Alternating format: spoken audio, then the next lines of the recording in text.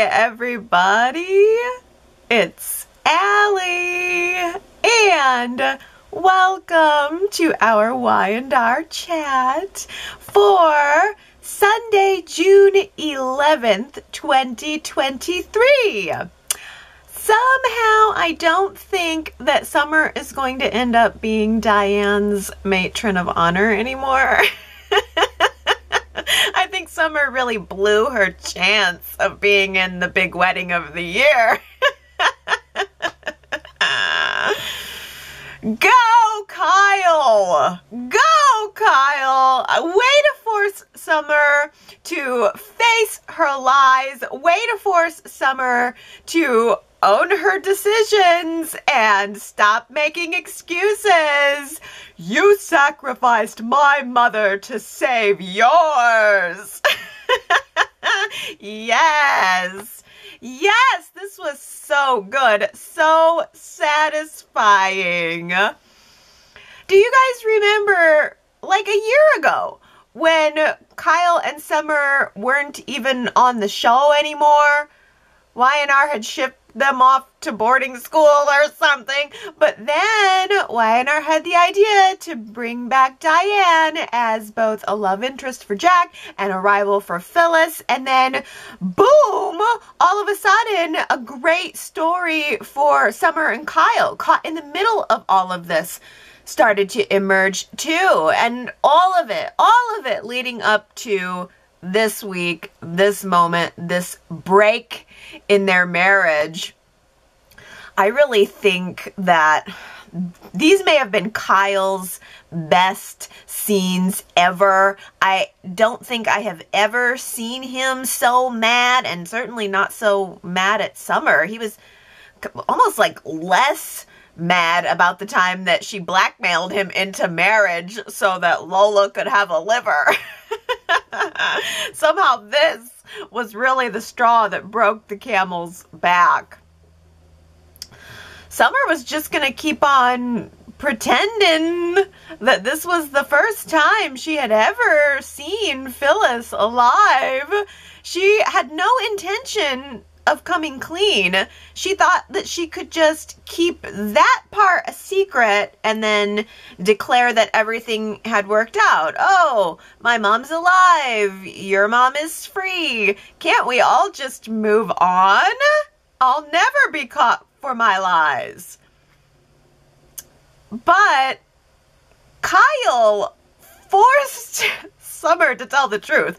I loved the moment where he forced her to hand him her phone. I thought that was great. Just seeing her fork it over and watching him go through and find these text messages from an unknown number. Why would she not delete those? It looked guilty as hell, and it was. She could no longer deny it at that point. The truth was so glaringly obvious, and she pleaded with Kyle to forgive her, but he said, I don't even know how that's possible. I don't even know what's real with you anymore. Oh, I love that line. I felt like that was the best line of the week. I don't even know what's real with you anymore. Because, I mean, I feel similarly, I guess. I don't know what's real with Summer anymore. Summer has turned into this wonderful whack job. Just like her mother. After all of the years that the fans have spent complaining that Summer was nothing like her mother. Phyllis is the OG original whack job. And Summer is coming along nicely.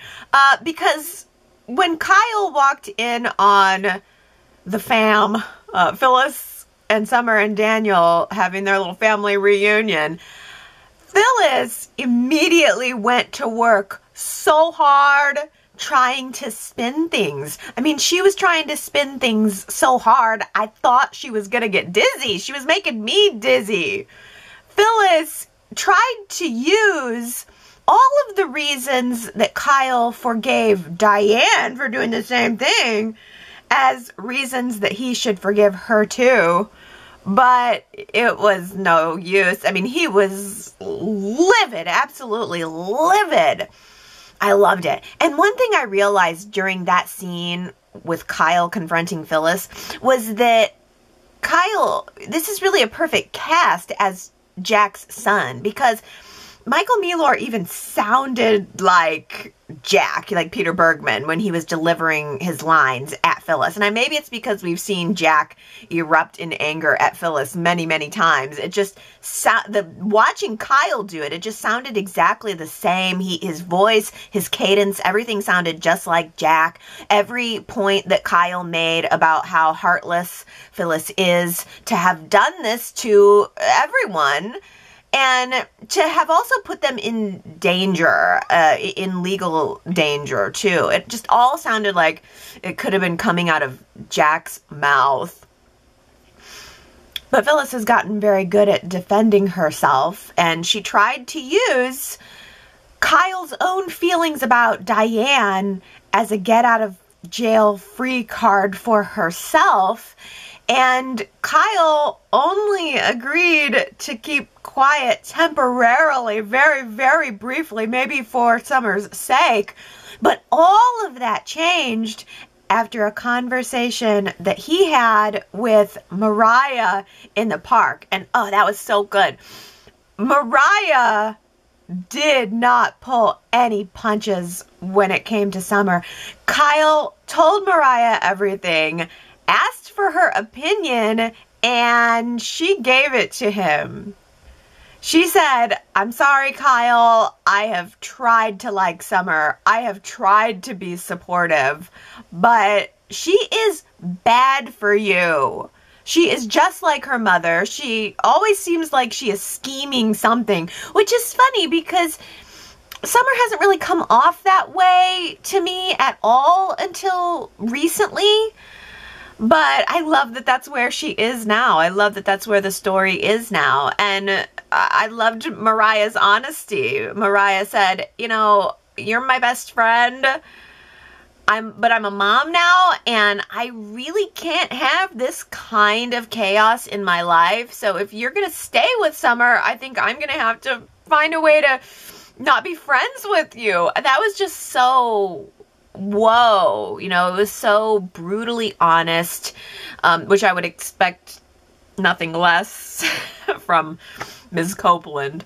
But I think that was really the wake-up call that Kyle maybe needed. Maybe he needed the validation that it was okay that he was having these feelings and that he should be as outraged as he is.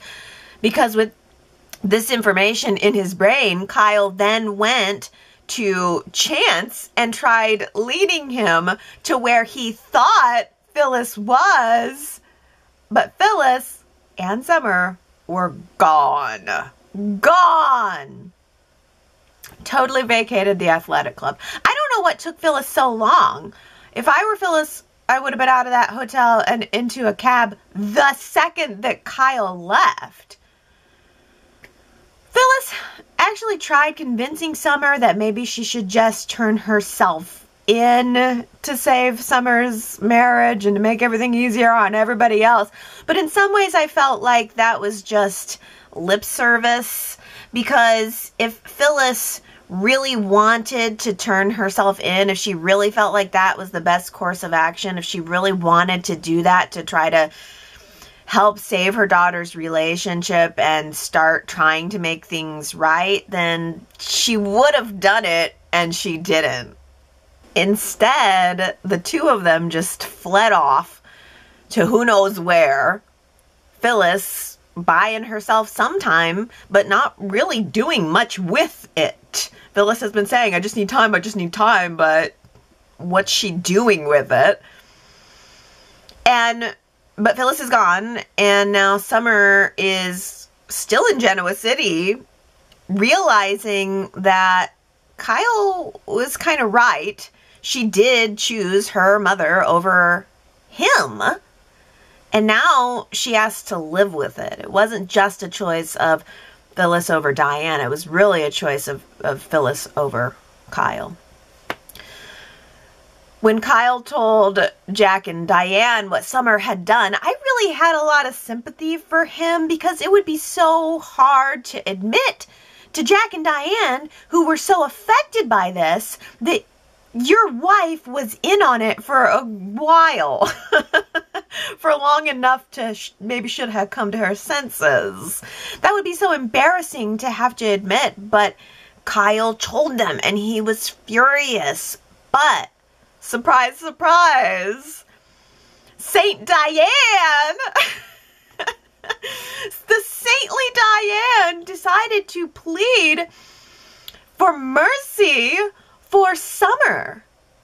Could you believe that? Diane was actually trying to see things from Summer's point of view, which I actually appreciated because I completely agree. I think that Phyllis is the one that put Summer into this impossible situation. I mean, I don't know what Summer was supposed to do. Hand her own mother, who she thought was dead, over to the dogs? I mean, Summer was kind of damned if she did and damned if she didn't. I feel like Summer couldn't win. Somebody, you know, she was going to have to betray somebody because of the situation that Phyllis put her in, and she wasn't going to win either way. But that doesn't mean that she is done trying. On Friday, Summer came up with the idea that maybe they could just pay off a witness to testify that Phyllis killed Stark in self-defense. More wonderful evidence that Summer is willing to go as far as she can. I mean, she will do anything at this point to save Phyllis, and I like seeing this desperate version of Summer desperately trying to save her mother's life. It's amazing that the Jeremy Stark murder, self-defense, whatever you want to call it, killing, the Jeremy Stark killing part became the biggest part of it all. It's like the whole Phyllis faked her own death thing is sort of a given. It's like we accept that this kind of behavior happens in our town from time to time, but murder, no, we won't stand for that.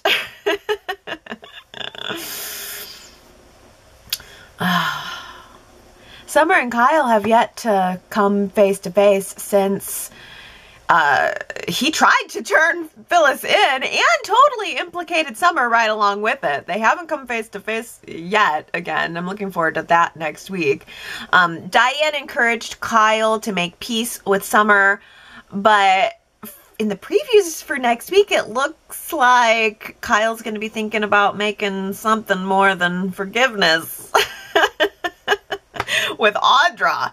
Okay, well, we saw, leading back to the gala, going back to the gala, we saw a brief moment of between Kyle and Audra, but that's all it was. It was never followed up on at all, so I'm not terribly excited by this. How about you? I don't know. Audra and Kyle, if there'd been little moments over the past 2 months where they've been bumping into each other, then okay, but there's been no build-up, no temptation.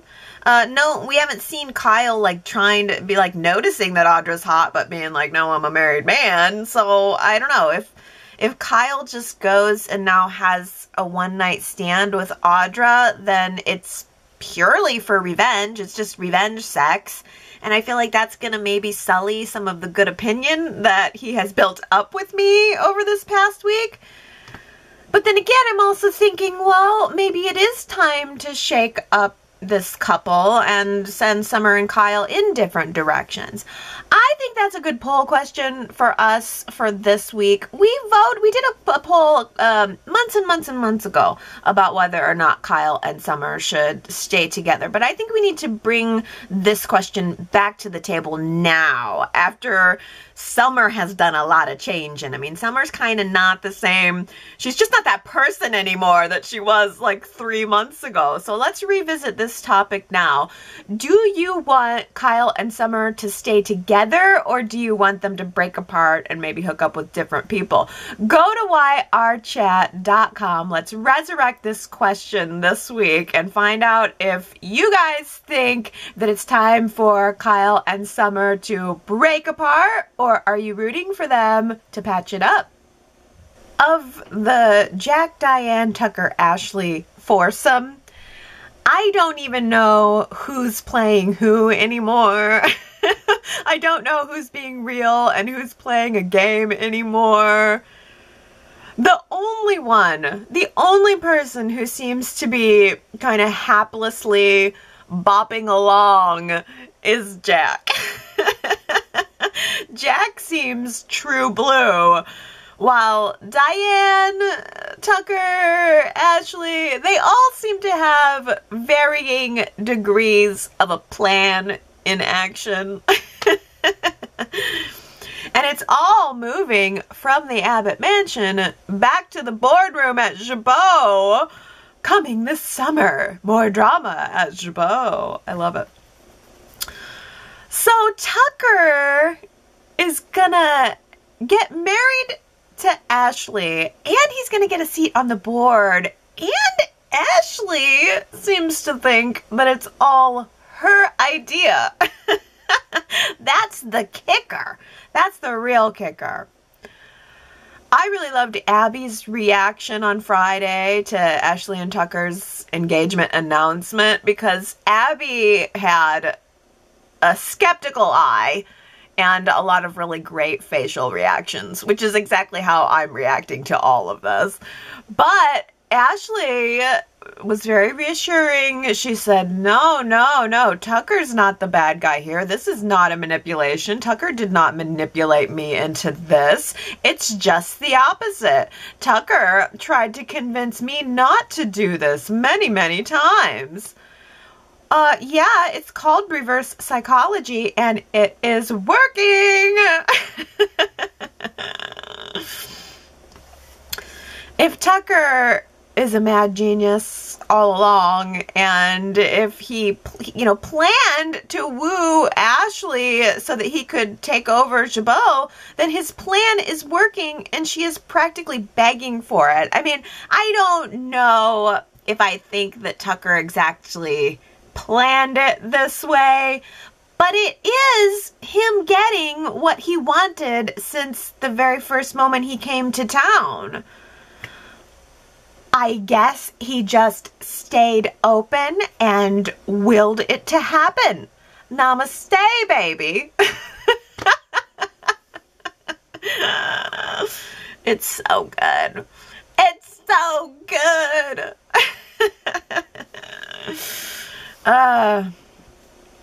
Ashley believes that with Tucker on her side at Jabot and at her side as her husband, then they're going to have a better chance of convincing the board to remove Jack as CEO and, instate her. Which is going to be a tough task because, first of all, Billy and Jack are onto it, and Billy's the one that's been stepping it up at Jabot lately, too, more than Ashley. And I loved that Tucker told us, the audience, how beloved Jack is at Jabot. I mean, he made a point of saying, I don't know, Ashley, this could be harder than you think. Jack is really loved at Jabot. And I just thought, I bet that's true. Jack's probably had people there that he's been working with for 30 years who probably adore him. I mean, I'm sure there are people who want to throw rose petals at his feet when he walks through the door in the morning. I mean, Jack Abbott is so charming. He's probably so good to the people that work for him. They're not just gonna, the climate is not just gonna be like, okay, let's just boot this guy out. The son of the beloved founder, the beloved son of the beloved founder? No. Is the board really gonna let evil Ashley succeed in kicking beloved Jack out and overthrowing him? Especially now that Diane has been proven innocent. Now that Diane has been proven innocent, what leg does she even have to stand on? Well, Diane came up with her own idea of how she and Jack can combat Ashley and Tucker. Gee, Diane suggested that maybe what Jack needs to do is promote her so that they can reign Jabot together like Mr. and Madame President, you know, like a preemptive strike. And if it just so happens that it happens to give Diane a little bit more money and a little bit more power, then what's a little lamb to do? Billy Abbott just can't seem to stop himself from being a superhero. You know, that's what we're always saying about Billy. Can't this guy stop solving problems? No, wait a minute. That doesn't feel right. I'm pretty sure we've spent years saying, can't this guy stop causing problems? But now here we are. We are looking at like a whole new Billy Abbott here. That's for sure. One that is vaguely self-aware. I'm so proud of him. I laughed at that he played Chelsea's game and his status increased to vaguely self-aware. That's funny. Oh, but Chelsea's game is a dud. I mean, well, I guess that's maybe to be expected. People don't fall over themselves to seek out self-enrichment. I mean, when people are playing a game, they probably more just want to be entertained. So the fact that Chelsea's game helped even a few people, it should be considered a victory, right? I was actually kind of surprised that Lily was so laid back about the low numbers, because Lily has become such a bottom line leader these days. Like, she's just all about business.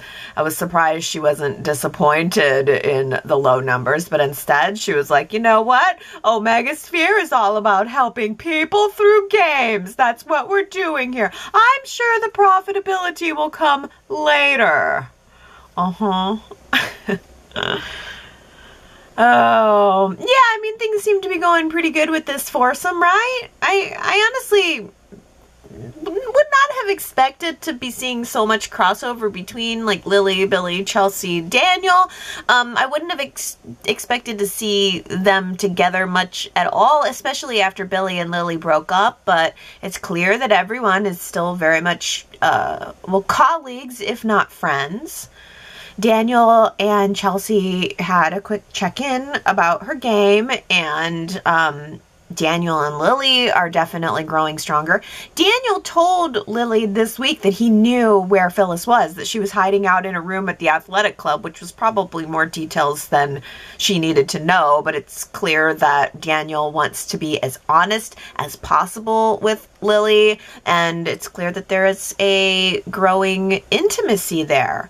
I think I feel comfortable saying that Lily and Daniel might just be my favorite hot summer couple for 2023. And, you know, Chelsea and Billy are growing on me, too. I thought they had a really good casual talk this week about the different ways that they can support each other without having to save each other, because that's very much what the beginning stage of their romance was. You know, it was like Chelsea, you know, feeling like, you know, Billy saved her life, and they could very easily continue on that trend, but they had a talk about it.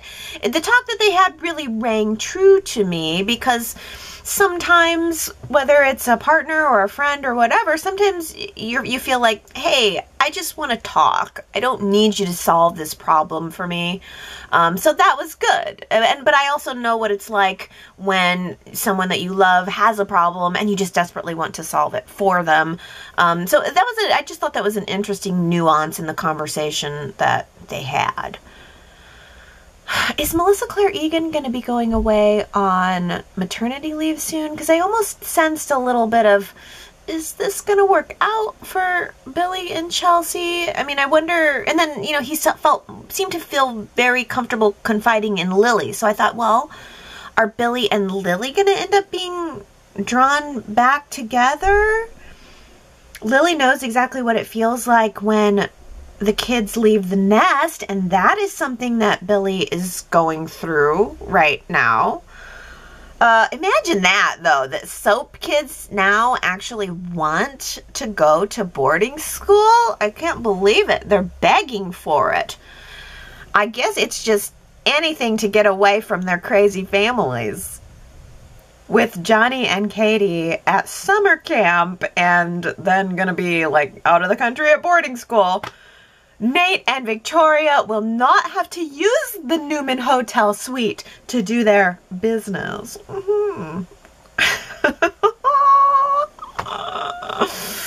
Man, I think Nate and Victoria really know how to mix business with pleasure. I mean, it's business in bed. That is a good way to get some work done. A couple different kinds of work done. I was dying. I mean, I know not everybody is as into this as I am, but I thought that that was a really clever love scene. Clearly tailor-made just for me. Business and sex. Those are like my two favorite things about soaps. And there they were, right in one scene. It was well written too, though, you guys. Nate giving Victoria the oral report in between kisses. I mean, it just doesn't get any better than that. Ugh. And how about that moment where Nate sat down in Victoria's chair just to try it on, just to see how it felt, just to get a little comfortable, and then Audra walked in.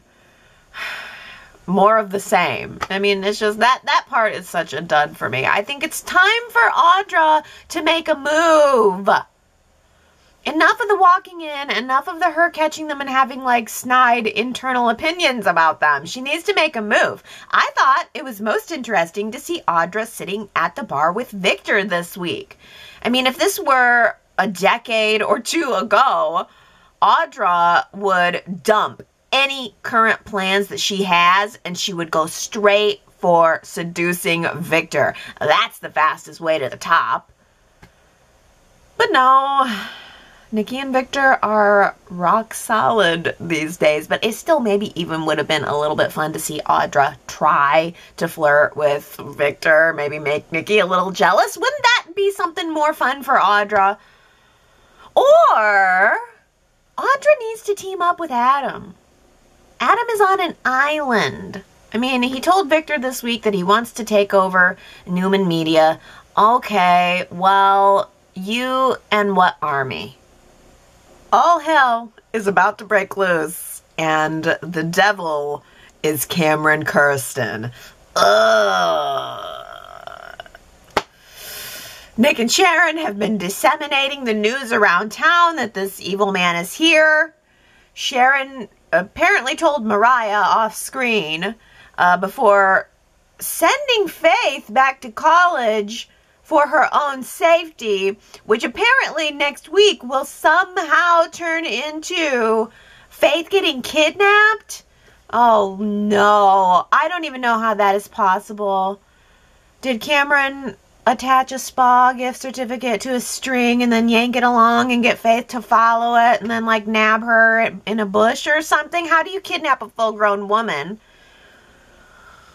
What am I saying? I'm sure that Cameron probably like slipped some drugs into her double mocha latte, or he put like some knockout juice on her phone screen, and then when Faith went to go text people, she got the knockout juice poison on her fingers and then poisoned herself. I don't know.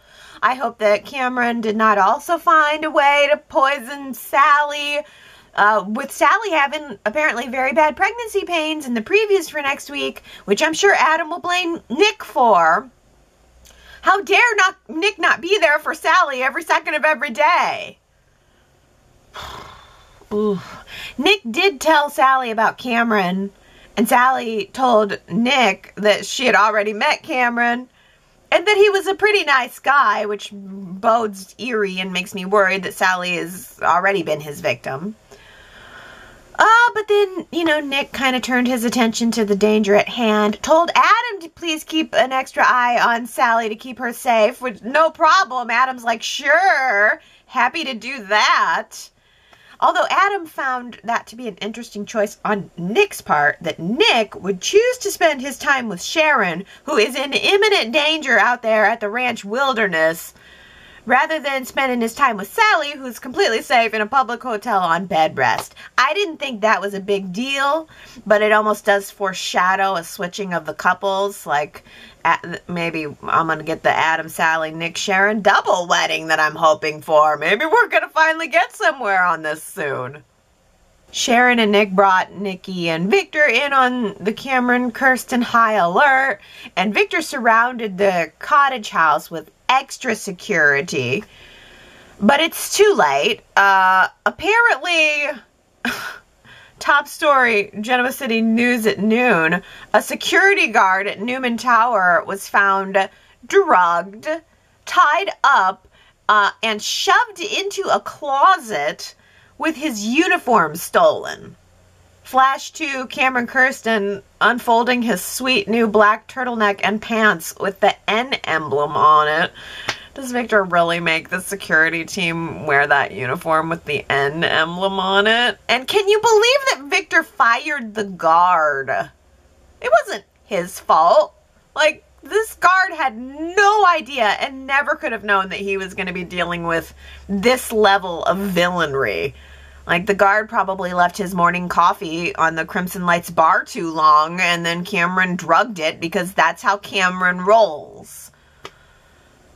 So, Cameron stole the uniform to sneak onto the ranch, sneak into Sharon's house to get the cat, hand-fed it some poison, I guess, and then dropped it dead on Sharon's front door welcome mat as like a belated Valentine or something. I mean, of all the things that a soap villain could do, killing a cat has got to be one of the worst. I mean, most people are kind of accustomed to watching human-on-human violence on TV on some level, but hurt an animal, and I think people will probably go ballistic. I thought Sally had the best reaction to it. Like, this was a defenseless animal. I mean, there's gonna be no redemption tour for old Cameron Kirsten. Like, killing the cat has sealed his fate. He's gonna die. He's possibly gonna die by croquet mallet to the skull. Welcome to Genoa City, Cameron Kirsten. I can't wait to watch you die. Nick tracked Cameron down to the athletic club like a bloodhound. Nick probably followed the scent of grease all the way up the staircase to Cameron's room. And Cameron was like, gee, what took you so long, slick? And like Nick always does, he went in there, he beat his chest, he issued some demands, some vague demands, but unlike Nick always does, he did not hit Cameron Kirsten. He loaded up his gun, but then he unloaded it into the wall next to Cameron's face. Such self-restraint there. I felt like that was a lot of growth for Nick. I'm wondering if maybe he has been playing Chelsea's game, dealing with those violent emotions in a little slightly healthier way. I don't know, hitting the wall instead of a face. But unfortunately for Nick, the self-restraint was not enough because Nick still gave Cameron enough to work with. All Cameron had to do was be willing to take 3 punches from somebody else to make his face match Nick's knuckles. And then the next thing you know, Chance is hauling Nick away in handcuffs. It's brilliant, really, on Cameron's part. Cameron knows Nick Newman, and he used sort of what Nick Newman does to foil Nick Newman, to get him out of the way for a few hours while he slowly trims off the edges of Sharon's world until she's got no one left except for him and whatever it is that this devil has planned for her. Feels like Christmas. Only it doesn't. Unless you're Jack. That's who said feels like Christmas last week. That was a hard one, but Jack was just so happy after the charges got dropped against Diane. He said, oh, it feels like Christmas. Yeah, I didn't think that was going to be quite as tough, but only, 5 people got it? Congratulations, Henry, Daisy, wonderful Wendy, Ron, and good old Marky. You guys all got it right. Let me give you a new one here. I think this one's going to be hard, too. Justice might be blind, but our enemies don't forget. Justice might be blind, but our enemies don't forget. If you think you know who said it, go to yrchat.com, leave your guess, and if you get it right, I will give you your shout out during next week's Y&R Chat. Let's read some comments. Last week I asked you guys if you were liking the Cameron Kirsten story so far, or if it was like bad is it good in a bad way, or is it bad in a bad way? 66% of you like the story. Marianne V voted yes to liking the story. Y&R has been trying to give us a decent villain. Maybe Cameron is it. He is devious and evil, but fun to watch. I hope he doesn't get to Faith and attack her like he did to Sharon in the past. You're saying what we're all thinking, Marianne B, and I don't even want to think it. If Cameron has kidnapped Faith, I mean, is there any chance that Faith hasn't been kidnapped and she's just going rogue or something? He did it, though. No, he probably did kidnap her. Ugh. And I don't even want to think about what that means. Consuela says, I'm really loving the Cameron Kirsten storyline. I feel like this is the best storyline that Sharon has had in a while. Usually we see Sharon kind of as a background character lately, hanging around at the coffee house and giving other people advice. But I'm glad she's finally getting another good storyline. Yeah, I mean, that can definitely be said about it. It is putting Sharon front and center, bad in a good way. But Tony voted no to the Cameron Kirsten story, saying, but in a way it is a good storyline. It's just set out of place. It came out of nowhere. There were so many flashbacks because it was so long ago that it might not be remembered by current viewers, but it isn't felt. Yeah, I mean, that's a good point, Tony, that it's like, okay, it happened, but it was so long ago, most people didn't remember it, that we don't still have any kind of emotional connection to it. Tony also says, Y&R doesn't have any evil characters on the regular cast, so we just have to bring one in every once in a while. Blah. And, you know, that's it. That certainly does describe it. I don't know if I feel exactly blah about it, but I agree with you that it's kind of like, okay, well, we don't have any baddies anymore, so we just have to reach out, grab a quick baddie in it, you know, to cause some chaos and then right back out. Gary says, my phone says, Cameron Kirsten has already wrapped up his stint on Y&R and that he's done taping. Gary, first of all, I love the weekly segment of Phone Says. Gary's Phone Says. That really, I should put a special place on the website for that. Gary's Phone Says. So your phone says that Cameron, that the guy's already wrapped up his taping on Y&R, and I saw that and I said, okay, well, let me see if I can get some more info on this. So I went to good old trusty Soaps In Depth, and there was an interview with, Lyndon Ashby is his name, the actor, and this is what he has to say about Cameron Kirsten's return. Sharon wasn't the only one shocked when Cameron Kirsten showed up in Genoa City. Viewers were also surprised to see Lyndon Ashby back on The Young and the Restless, reprising the role of the dangerous psychopath. But this particular return was actually supposed to happen a year ago. Quote, back then, executive producer / head writer Josh Griffith reached out to me through my wife, Susan Walter, Diane, about coming back, but I couldn't do it, Ashby revealed to Soap Opera Digest. I was shooting a movie, and then I had another movie, and then I was directing a Lifetime movie, so it just wasn't good timing. And then he reached out to me again this year, the actor continued, and I said, okay, but I have this trip planned that I absolutely can't get out of, so if we could do this in that window of time, I could do it. Thankfully, Cameron's current reign of terror is going to be a short one, so the brief stint fit nicely into Ashby's schedule. He was also excited to learn the details of what Y&R had planned for his character this time around. Josh delivered by writing me a really juicy storyline, he declared. I like that Cameron is just out and out bad. With Cameron, there's no subtlety to his actions, Ashby added. He comes into town with the accelerator pedal smashed to the floor. He's not looking for redemption or to make amends with anyone. Cameron's a terrible person and probably insane, but he's doing this out of love for Sharon. It's a sick love, but it's a genuine love. He wants Sharon and he wants revenge, and he'll kill if he has to. Ooh. I think, and that's the end of the article, but I felt like it was worth reading. I just love the part that it was, it's like they had to beg him to do this, and he's just like way too busy. Too busy.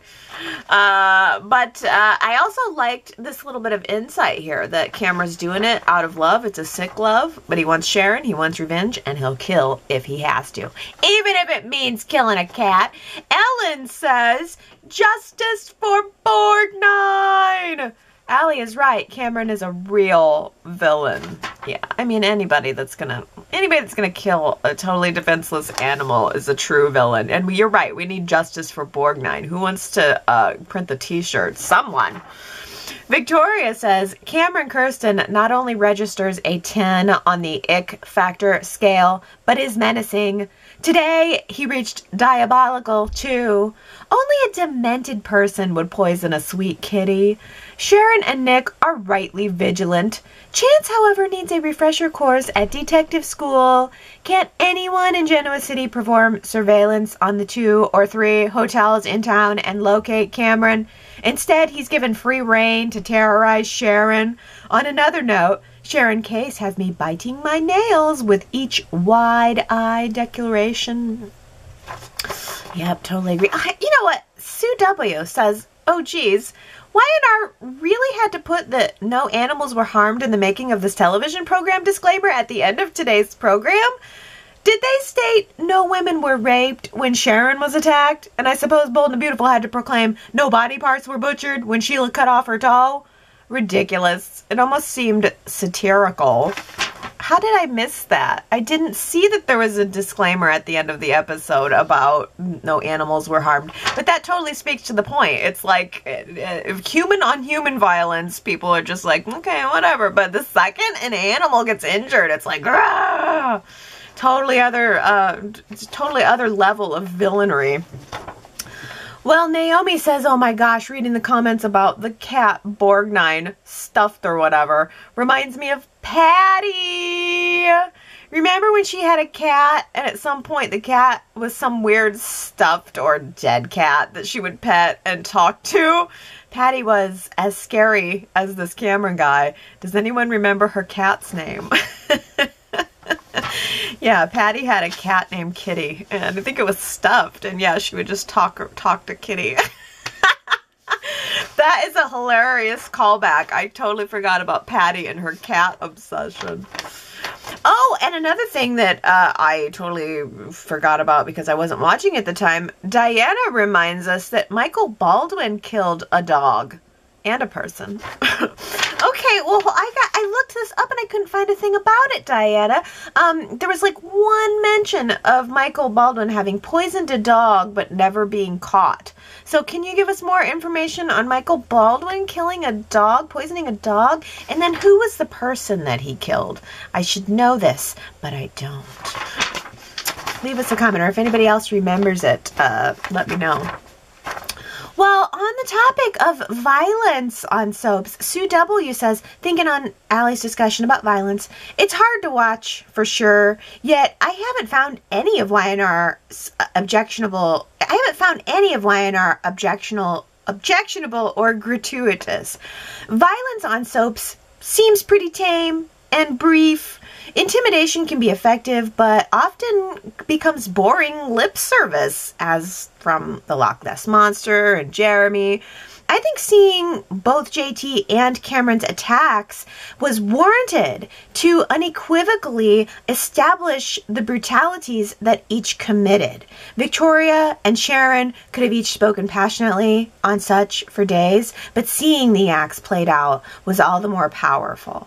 Yeah, you know what? You're totally right. Yeah, you're completely right. I'm just a weenie when it comes to violence. I just can't handle it. But you're right. It does make the story more impactful. And I can just turn my head for what I don't want to see.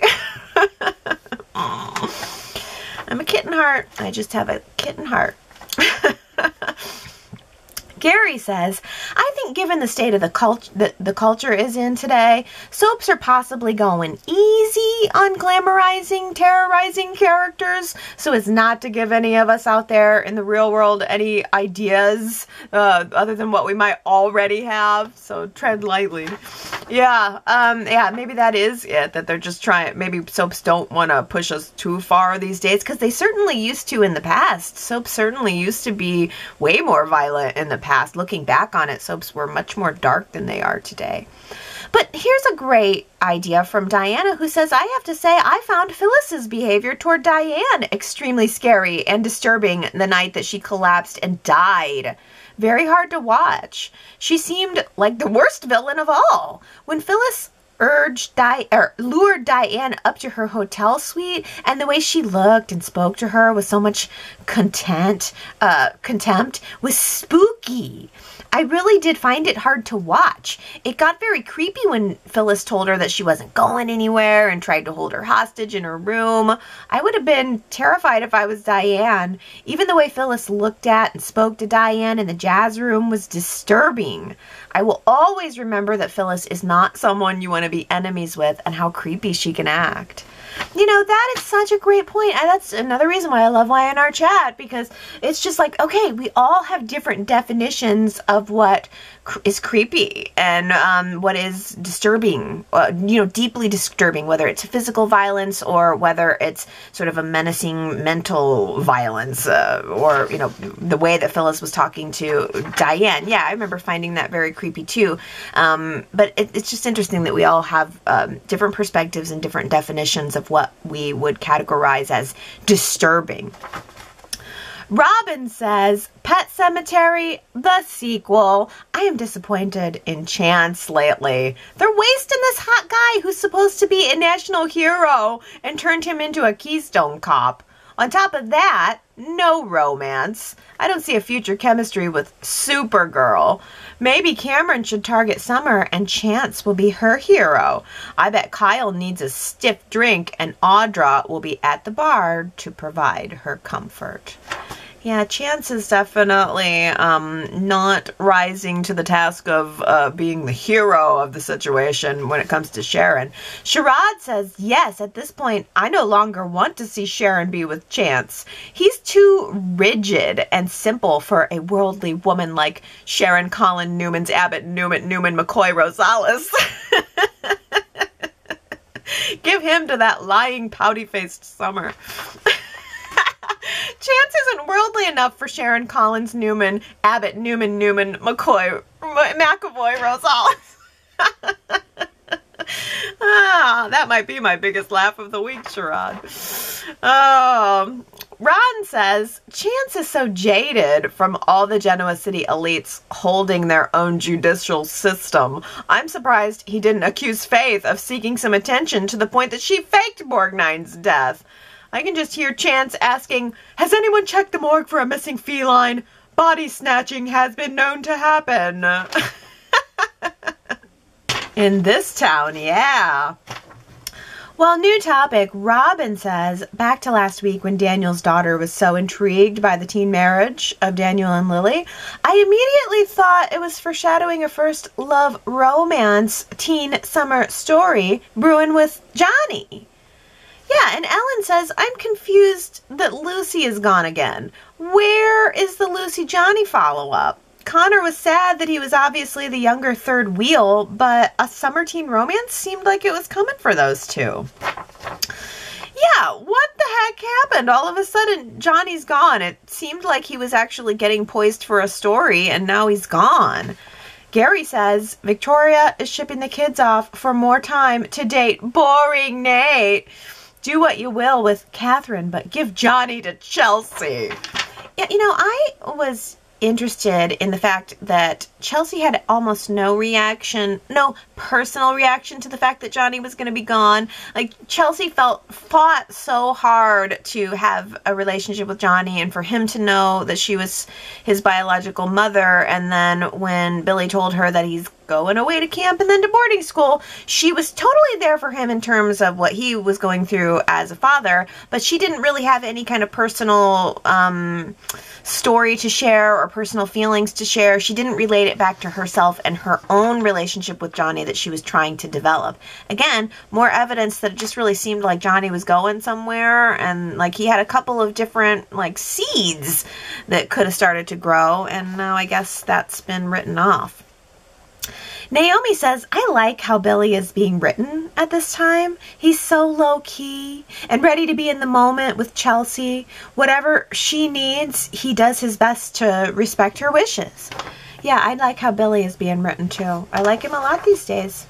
Another person I'm liking this week for sure is Kyle. Tina B says, I will have to say that Michael Mealor gathered up all of the bluster that he could muster and went full blast on Summer. Well done. Didn't know he had it in him. His veins were bulging out of his forehead. And Calmness says, I could have watched the scenes between Kyle and Summer for the entire episode today. These two actors are extremely talented and then have such an amazing connection. As much as I loved Hunter King, I don't think she could have pulled off this storyline and this kind of nuanced performance. I loved Hunter King too, but I am in love with Allison Lanier. I think she's great.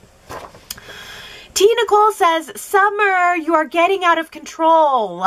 And Phyllis, why is she letting her daughter tell her what to do? She says she hates what this is doing to Summer and her marriage, and yet still is not walking right past Summer, going to the police station and putting an end to it all. Please, please, Daniel, be the voice of reason and not let Summer and Phyllis drag you in. Yeah, T. Nicole, I couldn't have said that better. It's like if Phyllis really meant everything that she was saying to Summer, she could have walked right past her and gone to the police station, but she didn't do that. Naomi asks, why isn't there a wanted dead or alive poster on every corner in Genoa City? I wish there was. Wouldn't that be so cool if we could see a shot of a wanted dead or alive Phyllis Summers poster? That would become an instant prop classic. Oh, but Jamie, ever the Phyllis supporter, says, hey, I'm fully aware that my girl is flawed and currently swirling in a storm of poor behavior and selfish actions, but I can't help myself. I love Phyllis as a character and the brilliant way that Michelle Stafford portrays her. I think Michelle Stafford is the saving grace of Phyllis. I think Michelle Stafford will find a way to turn it around, because she has definitely turned some turds into gold before. And I have no doubt that she will do it again. But now wait, this is a great perspective from Daisy, who says, I'm glad Phyllis pointed out to Kyle that his mother did something very similar, but I don't think it mattered to him. He seemed to have a grudge against Phyllis beyond faking her death. I wonder if as a child he held Phyllis responsible for what he believed was his mother's death, and now his treatment of her is a reflection of his childhood pain. In other words, all woes of Diane lead to Phyllis in Kyle's mind.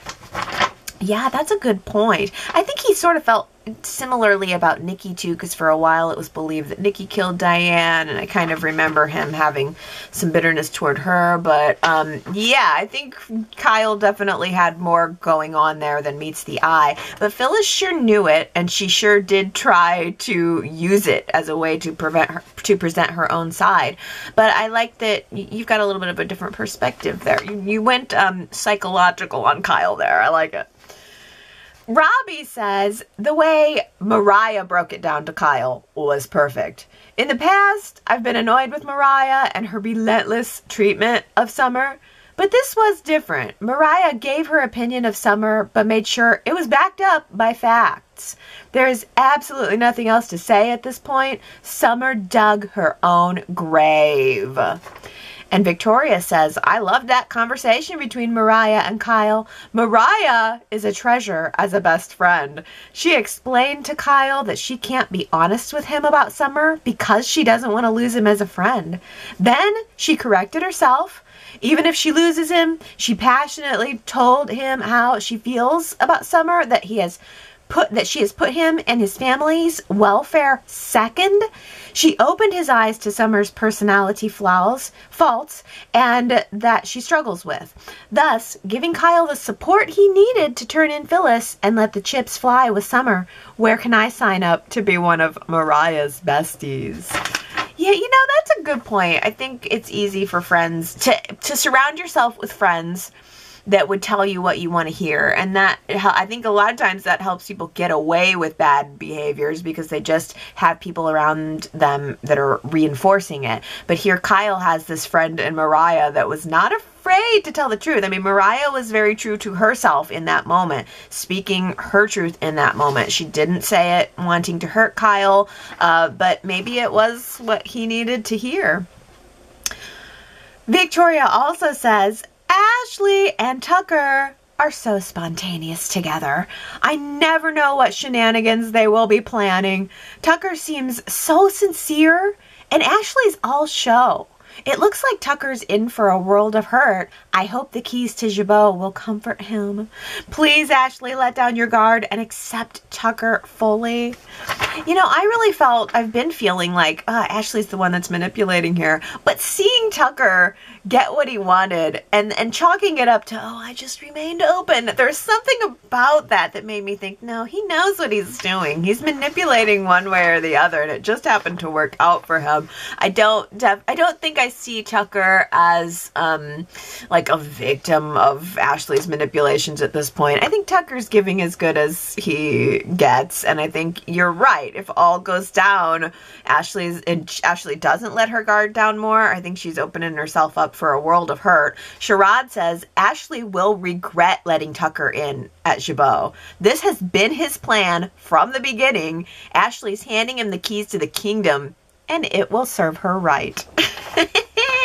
Yeah, I think the viewers are going to want to see Ashley get her, just get a little bit of comeuppance here. It's like both fun.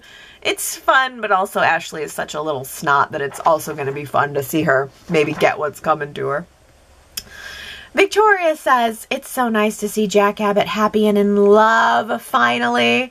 Jack and Diane's intimate dinner was so lovely. It was nice to hear all the wedding plans, and Diane went out of her way to include Summer in their ceremony. Diane seems to really be focused on her family.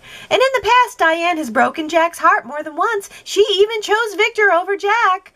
This new Diane seems to be loyal to Jack. I hope she gives him reason to keep smiling. Jack is best when he's in love or fighting with Victor. Yeah, and you know, I love that you bring up, Victoria, that with Diane Jenkins, it was both.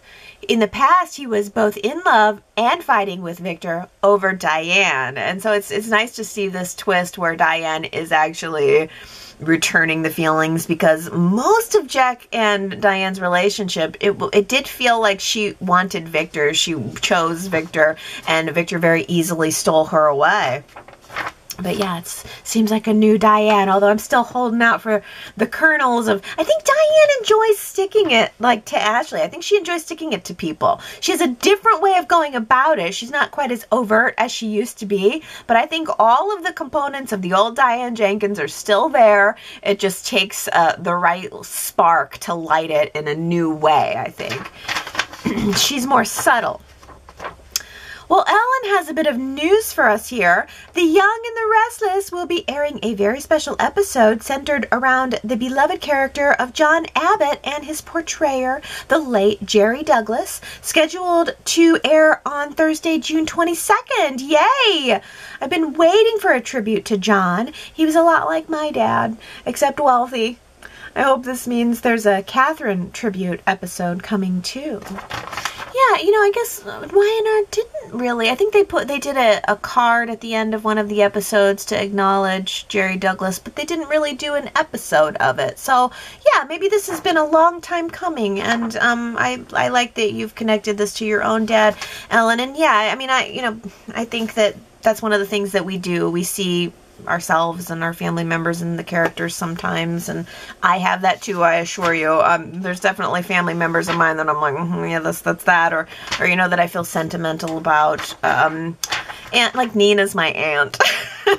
Nina is my aunt. And we see that, and we think about our family members when we see the various characters, and so I'm glad that we're going to have this. I read also in Soaps in Depth that the special episode will feature Jerry Douglas's wife, author and television personality Kim Douglas. She's going to be playing the character of Zelda Wilford, who shares a connection with the Abbott family. So that's Thursday, June 22nd, a very special episode of Y&R. Well, my goodness, I was doing a lot of reading of Soaps in Depth this week, and there was one more article that caught my attention, and I thought I would end on this. As a result of the ongoing strike by members of the Writers Guild of America, most of Hollywood has been paralyzed since the beginning of last month, unable to move forward with producing new material. So far, soap operas have fared better than other genres thanks to advanced production schedule of daytime dramas and future scripts that could be written by non-union writers or scribes that go FICOR and give up their union rights. However, there's now a pending actors' strike on the horizon, which would make it more difficult to keep soap operas running. The current contract between the Actors Union and the Alliance of Motion Picture and Television Producers is set to expire on June 30th. And I think they said negotiations are supposed to start June 5th, which was this past week. So, can you even believe that? This is very upsetting to me. A writer's strike and an actor's strike at the same time? I don't think I can handle it. Please, for all of the viewers' sanity, please give these people what they're asking for. Okay, my friends. I think that's it for me for this week. Look at these lips. Back in action. All healed up. Better than ever. And my daughter had a wonderful time at camp. I can't believe nobody asked me if my daughter went to the same camp as Johnny and Katie. Because the answer was yes. It was all horseback riding and archery and learning to fly an airplane. It was, yes, all that. No, actually, my daughter's camp, the biggest thing they did, snow cones. She was so excited to get a snow cone. She picked grape. And with that, I think camp was a success. There'll be more, though. More camp this summer. I guess that's what kids do. Summer camp is a thing. And so is boarding school. I'll be looking into that soon. Oh, well... Everybody go to yrchat.com. Leave those comments. Vote in the poll. Everything is right there. Everything you need is right there. And then come back next Sunday and we will find out what the heck happened to Faith. And if Cameron Kirsten is dead by this time next Sunday, I don't know. Hope so. Or maybe 2 weeks from now. I give it 2 weeks. Maybe that's a good prediction. By next Sunday, will Cameron Kirsten be dead? I don't think so. But 2 Sundays from now, I think he will be dead. So we have a lot to look forward to, folks. Okay, I hope everybody has a really good day and a lovely week. I will see you next Sunday. Bye.